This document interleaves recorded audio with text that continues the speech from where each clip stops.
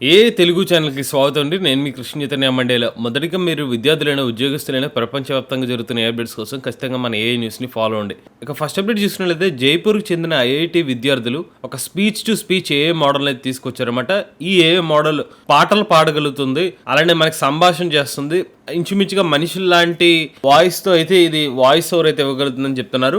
ఈ మోడల్ పేరు చూసుకున్నట్లయితే లోనా ఏఐ అనే పేరుతో దీన్ని లాంచ్ చేస్తారన్నమాట. ఇది జైపూర్‌కి చెందిన 25 ఏళ్ల పార్ష్ అగర్వాల్ సంబంధించిన స్టార్టప్ కంపెనీ ఏదైతే ఉందో పిక్సా ఏఐ నుంచి వచ్చిన ఫస్ట్ మోడల్ అనమాట.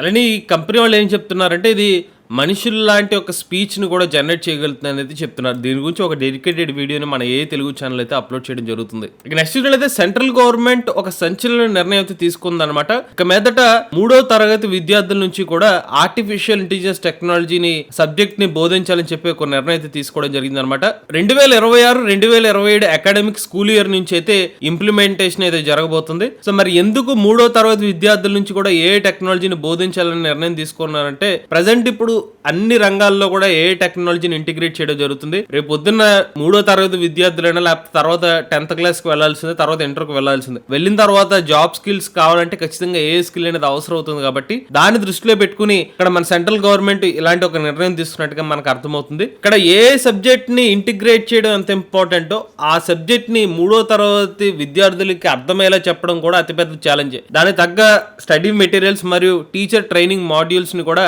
గవర్నమెంట్ సంబంధించిన నిషాతా ఫ్రేమ్ వర్క్ ద్వారా అయితే డెవలప్ చేస్తున్నారన్నమాట. డిసెంబర్ 2025 సంవత్సరానికి కల్లా దీనికి సంబంధించిన టీచర్ ట్రైనింగ్ మాడ్యూల్స్ కూడా టీచర్స్ కి అయితే అందజేయబోతున్నారు. సో ఇప్పటి నుంచైనా మీరు గుర్తుపెట్టుకోండి, ఈవెన్ 10th క్లాస్ కూడా కాదు, ఇప్పుడు 3వ తరగతి విద్యార్థుల నుంచి కూడా ఏ సంబంధించిన స్కిల్స్ అవసరం. కాబట్టి మీ పిల్లలకి ఏ స్కిల్స్ నేర్పిద్దాం అనుకున్నట్లయితే మన ఏ తెలుగు ఛానల్ తరపున కేవలం 3,000 రూపాయల నుంచి ఏ సంబంధించిన రికార్డింగ్ కోర్స్ అయితే ఇస్తున్నాం అనమాట. ఎవరైనా ఇంట్రెస్ట్ ఉంటే మన ఏ కోర్సులో జాయిన్ అవుదాం అనుకుంటే స్క్రీన్ పై కనిపించే నెంబర్ కి వాట్సాప్ చేయండి. ఇక నెక్స్ట్ అయితే గూగుల్ కంపెనీ వాళ్ళు ఒక సంచలన ఆఫర్ అయితే ఇస్తున్నారు అనమాట. జియో కంపెనీ వాళ్ళతో కలిసి జియో యూజర్స్ ఎవరైతే భారతదేశ వ్యాప్తంగా 500 మిలియన్ యూజర్స్ ఎవరైతే ఉన్నారో వాళ్ళందరికీ కూడా గూగుల్ జెమినై ఏ ప్రో సబ్స్క్రిప్షన్ అయితే ఉచితంగా ఇస్తున్నారన్నమాట. ఈ సబ్స్క్రిప్షన్ లో భాగంగా మీకు Google Veo 3.1 model, Google Gemini 2.5 pro, దాంతో పాటుగా నోట్బుక్ LLM, దాంతో పాటుగా 2 TB క్లౌడ్ స్టోరేజ్ అనేది ఉచితంగా ఇస్తారు. ఇవన్నీ కూడా ఇన్స్టాంట్ గా జియో యూజర్స్ ఎవరైతే 18 నుంచి 20 సంవత్సరాల వయసు ఉన్న యూజర్స్ కి అయితే ఇమీడియట్ గా ఈ ప్లాన్ అయితే యాక్టివేట్ అవుతుంది. మై జియో యాప్ కి వెళ్ళి దీన్ని సబ్స్క్రైబ్ చేసుకోవచ్చు.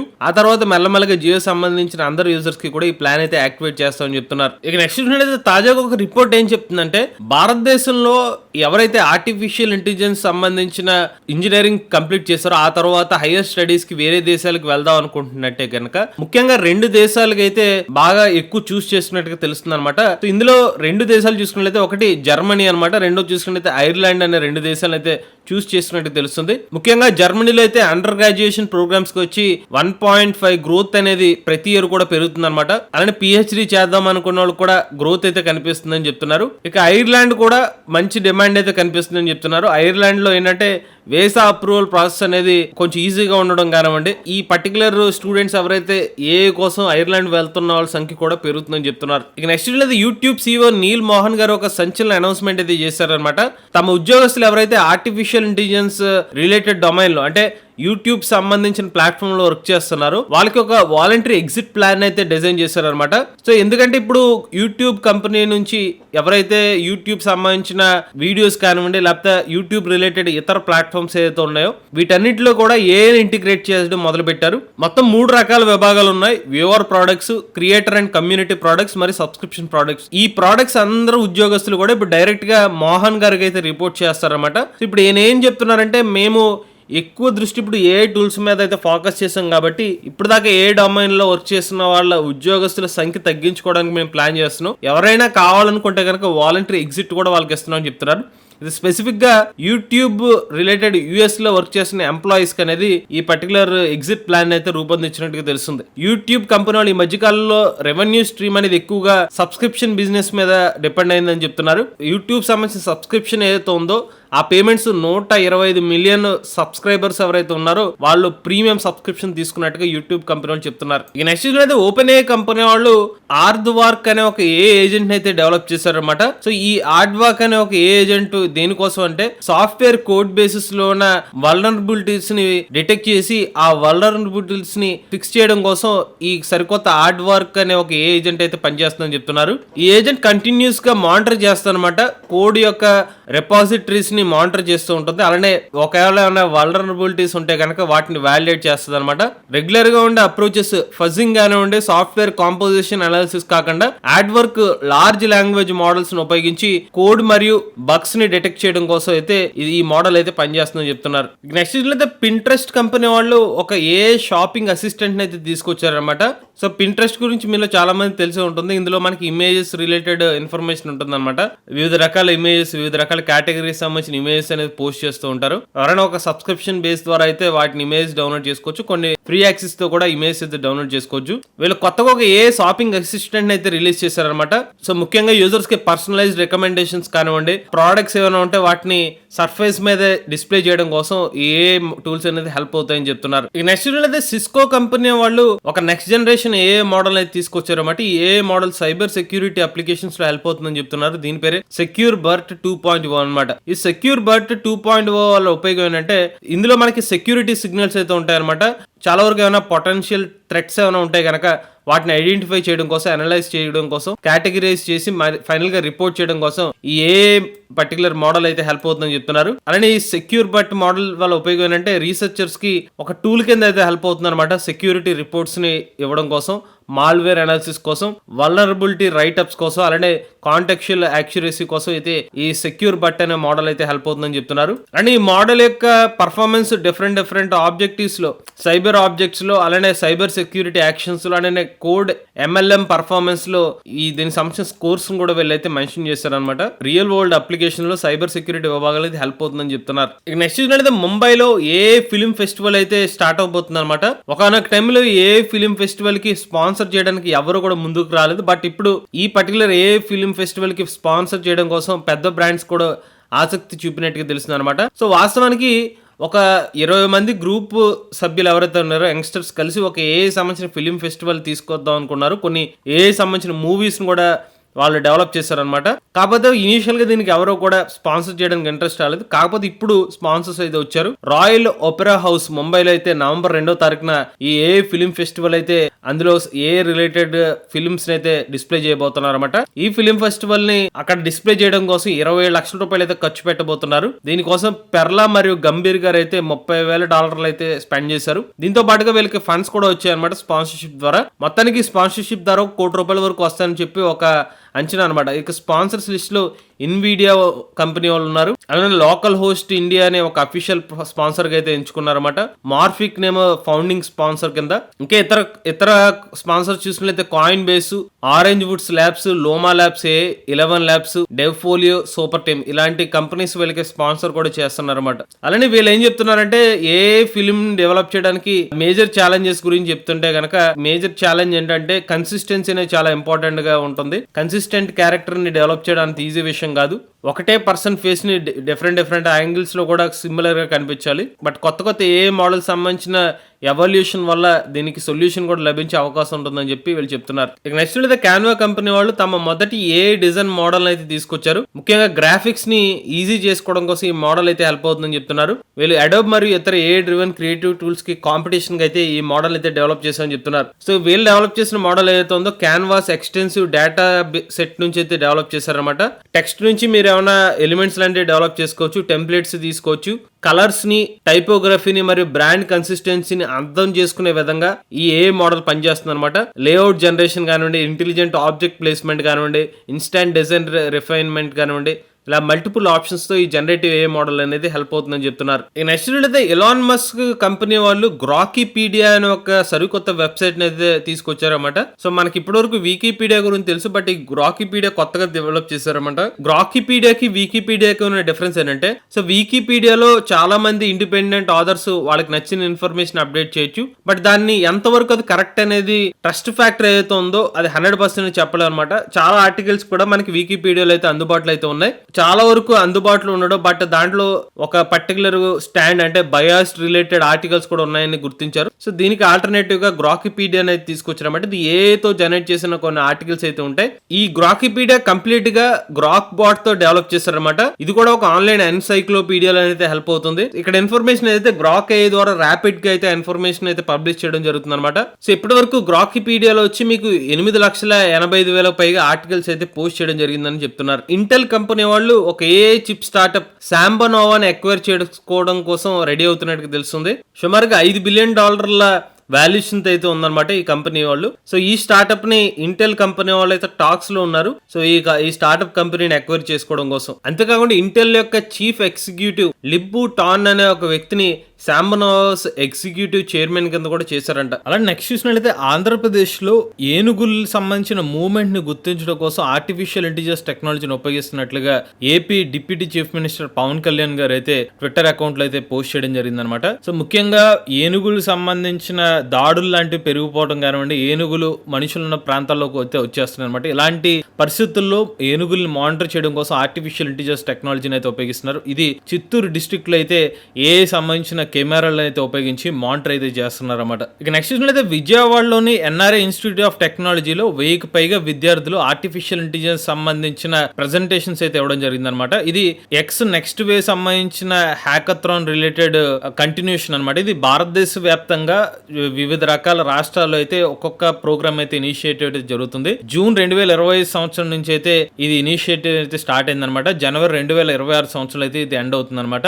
Visakhapatnam, IIIT, Kurnool, MVGR college ఇలా డిఫరెంట్ కాలేజెస్ సంబంధించిన విద్యార్థులు వచ్చి ఆర్టిఫిషియల్ ఇంటెలిజెన్స్ సంబంధించిన ప్రాజెక్ట్స్ అయితే ఇక్కడ డిస్ప్లే చేయడం జరిగింది. ఇక నెక్స్ట్ చూసినట్లయితే భారతదేశపు గవర్నమెంట్ ఇండియా ఏ గవర్నెన్స్ గైడ్ లైన్స్ అయితే లాంచ్ చేయడం జరిగింది అనమాట. ఇది ఇండియా ఏ మిషన్ కింద అయితే ఈ ఇనిషియేటివ్ తీసుకున్నారు. సో ముఖ్యంగా గవర్నెన్స్ లో ఎలాంటి రూల్స్ అయితే పాటించాలి అనే ఉద్దేశంతో ఈ గైడ్ లైన్స్ అయితే తీసుకొచ్చారన్నమాట.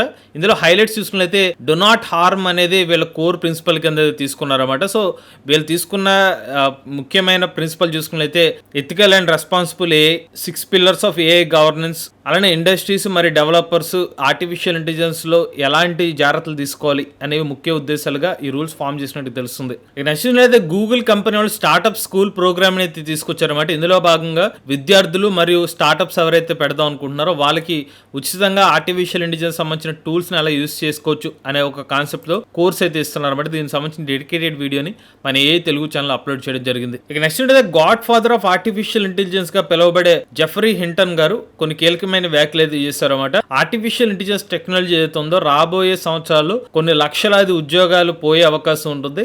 అలానే ఈ ప్రాబ్లం ఏదైతే ఉంటుందో ఆర్టిఫిషియల్ ఇంటెలిజెన్స్ టెక్నాలజీ వల్ల ప్రాబ్లం కాదు, ఆర్టిఫిషియల్ ఇంటెలిజెన్స్ టెక్నాలజీని ఎవరు ఎలా ఉపయోగిస్తారు దీని వల్లే వివిధ రంగాల్లో దీనికి సంబంధించిన సమస్యలు ఏర్పడే అవకాశం ఉంటుందని చెప్పి ఆయన అభిప్రాయపడ్డారు. ఇక నెక్స్ట్ అయితే ఓపెన్ ఏ కంపెనీ వాళ్ళు INDQ బెంచ్ మార్క్ ని తీసుకొచ్చారన్నమాట. భారతదేశం సంబంధించిన డిఫరెంట్ లాంగ్వేజెస్ అయితే ఉన్నాయి. ముఖ్యంగా 11 లాంగ్వేజెస్ హిందీ, గుజరాతీ, పంజాబీ, కన్నడ, ఒడియా, మరాఠీ, మలయాళం, తమిళ్, బెంగాలీ, తెలుగు ఈ లాంగ్వేజెస్ లో కల్చర్ రిలేటెడ్ గా ఎటువంటి ఇబ్బందులు లేకుండా ఈ లాంగ్వేజ్ రిలేటెడ్ గా ఏమైనా క్వశ్చన్స్ అడిగితే వాటిని సరిగ్గా అర్థం చేసుకుని రీజన్ చేసి ఆన్సర్ ఇచ్చే విధంగా INDQ అనే ఒక బెంచ్ మార్క్ సెట్ చేశారన్నమాట. ఇక నెక్స్ట్ అయితే గూగుల్ కంపెనీ వాళ్ళు ఒక అనౌన్స్మెంట్ అయితే చేశారన్నమాట. ఎప్పుడైతే గూగుల్ కంపెనీ వాళ్ళు జియో వాళ్ళతో పార్ట్నర్షిప్ అయ్యి గూగుల్ AI Pro సబ్స్క్రిప్షన్ అయితే అనౌన్స్ చేశారు. దీని ద్వారా సుమారుగా 20 లక్షల మంది విద్యార్థులు అయితే దీనికి సబ్స్క్రైబ్ చేస్తున్నట్టు తెలుస్తున్నారు. సో దీనివల్ల ఆర్టిఫిషియల్ ఇంటెలిజెన్స్ టెక్నాలజీ విద్యార్థులకు చేరువవుతుందని చెప్పి గూగుల్ కంపెనీ వాళ్ళు అయితే అభిప్రాయపడుతున్నారు అనమాట. సో జియో ఇనిషియేటివ్ లో భాగంగా గూగుల్ కంపెనీలు ₹35,000 విలువ చేసే గూగుల్ AI Pro ప్లాన్ అయితే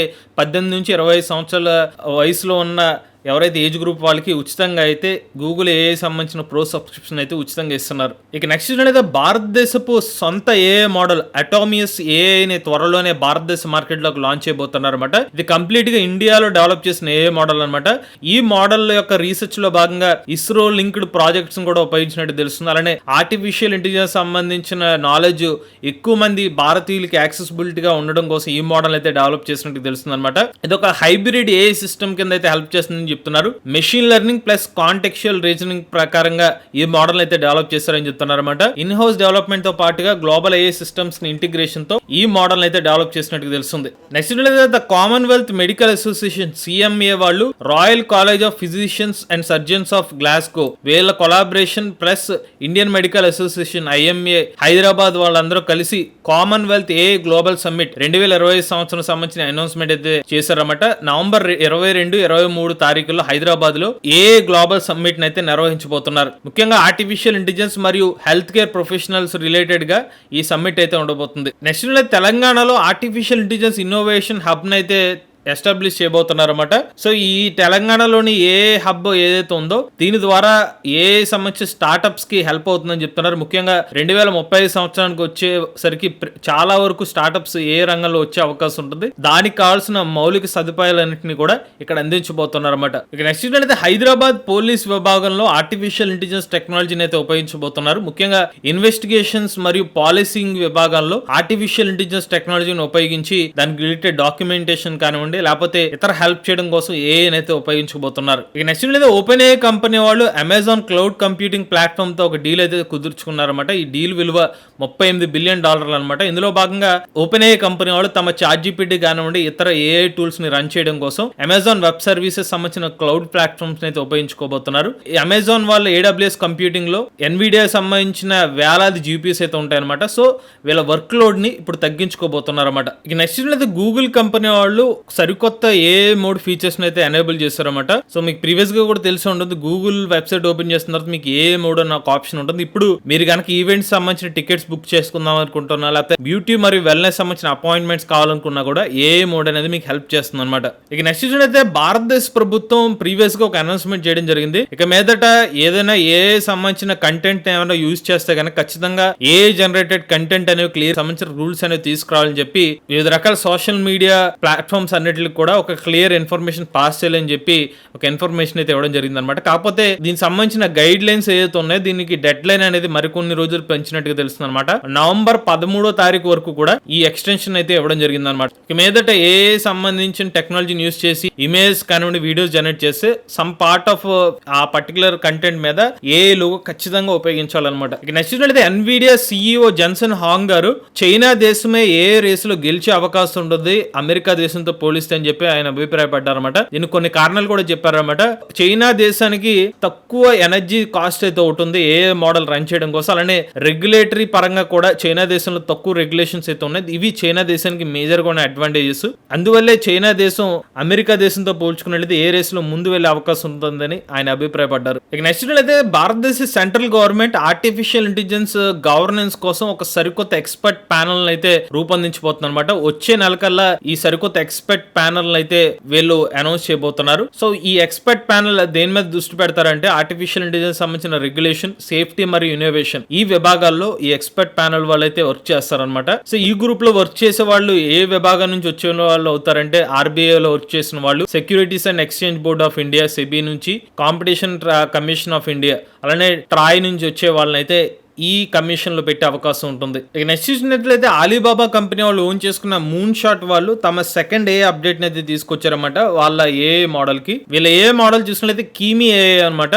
సో ఈ కీమీ AI వాళ్ళ K2 మోడల్ అయితే తీసుకొచ్చారు. ఈ K2 మోడల్లో ఉన్న అడ్వాంటేజ్ ఏంటంటే ఒక 200 నుంచి 300 టూల్స్ ని సెలెక్ట్ చేసుకుని ఆ టూల్స్ ని ఆటోమేటిక్ గా వర్క్ చేయించేలాగా ఈ K2 మోడల్ వర్క్ చేస్తుంది అనమాట. ఇక నెక్స్ట్ అయితే the Food and Agriculture Organization of the United Nations వీళ్ళు మొట్టమొదటి HR అవతారం అయితే తీసుకొచ్చారన్నమాట. యునైటెడ్ నేషన్స్ సంబంధించి రిలేటెడ్ హెల్త్ రిలేటెడ్ ఏమైనా డౌట్స్ ఉంటే కనుక ఈ చాట్ బోర్డు సమాధానాలు అయితే చెప్తుంది అనమాట. సో ముఖ్యంగా FAO ఎంప్లాయీస్ ఎవరైతే ఉంటారో వాళ్ళ ఇన్ఫార్మ్ డెసిషన్స్ కోసం కొన్ని క్వశ్చన్స్ కి ఆన్సర్స్ ఇవ్వడం కోసం ఈ చాట్ బోట్ అయితే హెల్ప్ చేస్తుంది అనమాట. నెక్స్ట్ అయితే అమెరికా దేశం యొక్క మొట్టమొదటి పోప్ గారు ఎవరైతే ఉన్నారో ఆయన ఆర్టిఫిషియల్ ఇంటెలిజెన్స్ టెక్నాలజీ మీద కొన్ని వ్యాఖ్యలు అయితే చేస్తారన్నమాట. సో రాబోయే రోజుల్లో ఆర్టిఫిషియల్ ఇంటెలిజెన్స్ ఇండస్ట్రీ ప్రకారం చూసుకున్నట్లయితే మోరల్ గా కొన్ని జాగ్రత్తలు తీసుకున్న ఆర్టిఫిషియల్ ఇంటెలిజెన్స్ టెక్నాలజీనే వివిధ రంగాల్లో అయితే ఉపయోగించాలి. అలా ఉంటేనే దేశం అభివృద్ధి చెందే విధంగా ఉంటుంది. ప్రపంచవ్యాప్తంగా కూడా ఎటువంటి ఇబ్బందులు ఉండవు అని చెప్పి ఆయన అభిప్రాయపడ్డారు. నెక్స్ట్ అయితే the European broadcasting union and WAN IFRA వాళ్ళు ఆర్టిఫిషియల్ ఇంటెలిజెన్స్ టెక్నాలజీ మీద వాళ్ళ యొక్క అభిప్రాయాన్ని అయితే మెన్షన్ చేశారన్నమాట. రాబోయే రోజుల్లో న్యూస్ పరంగా కానివ్వండి, ఎకో సిస్టమ్ మీద కానివ్వండి, లేకపోతే పబ్లిక్ ఎటువంటి ఇబ్బంది పడకుండా ఆర్టిఫిషియల్ ఇంటెలిజెన్స్ టెక్నాలజీని వాడుకునేలాగా డెవలప్ చేయాలి. సో దాని తగ్గట్టుగా కూడా మనం ఎలాంటి చర్యలు తీసుకోవాలో అవి తీసుకోవాలని చెప్పి వీళ్ళైతే అభిప్రాయపడ్డారనమాట. సో ఆర్టిఫిషియల్ ఇంటెలిజెన్స్ టెక్నాలజీ నుంచి ఏమన్నా న్యూస్ లాంటిది వచ్చినా కూడా అది ఇమీడియట్ గా పబ్లిష్ చేయకుండా దానికి సంబంధించిన ఫ్యాక్ట్స్ ని ఫైండ్ అవుట్ చేసుకునే న్యూస్ ని పబ్లిష్ చేయాలని చెప్పి వీళ్ళ నుంచి ఒక ఇన్ఫర్మేషన్ అయితే పాస్ చేస్తున్నారు. ఇక చివరి అప్డేట్ చూసుకున్నట్లయితే ఆర్టిఫిషియల్ ఇంటెలిజెన్స్ టెక్నాలజీతో పనిచేసే ఫిలిప్స్ IVUS మెంటార్ ఏదైతే ఉందో ఇంటర్నేషనల్ గా వీళ్ళ ట్రైనింగ్ వర్క్స్ అయితే ఎక్స్పాండ్ చేసుకుంటున్నారన్నమాట. సో ముఖ్యంగా ఈ IVUS ఫిజిషియన్స్ ఏదైతే ఉందో దీంట్లో వాడే ఆర్టిఫిషియల్ ఇంటెలిజెన్స్ మోడల్ ద్వారా మనకి మెంటల్ రిలేటెడ్ థెరపీని పెంచుకునే విధం కోసం ఆర్టిఫిషియల్ ఇంటెలిజెన్స్ టెక్నాలజీని అయితే ఉపయోగించుకుంటున్నారన్నమాట. సో దీన్ని క్లినిక్స్ లో కూడా ఉపయోగించడం కోసం గ్లోబల్ గా ముందు తీసుకెళ్ళడానికి వీళ్ళు ప్లాన్ రెడీ చేసుకుంటున్నారు. ఇవి లేటెస్ట్ అప్డేట్స్ అండి. అలానే మన ఏ తెలుగు ఛానల్ తరపున కేవలం 3,000 రూపాయలకి ఏ సంబంధించిన రికార్డింగ్ కోర్స్ అయితే ఇస్తున్నాం. అలానే ఏ లెవెల్ 1+ లెవెల్ 2 జాబ్ స్కిల్స్ కోసం ఏ కాంబో కోర్స్ ని 10,000 రూపాయలకి ఇస్తున్నాం అండి. ఎవరైనా ఇంట్రెస్ట్ ఉంటే మన ఏ కోర్సులో జాయిన్ అవుదాం అనుకుంటే స్క్రీన్ పై కనిపించే నెంబర్ కి వాట్సాప్ చేయండి. లేటెస్ట్ ఏ కోసం ఏ తెలుగు ఛానల్ సబ్స్క్రైబ్ చేసుకోండి.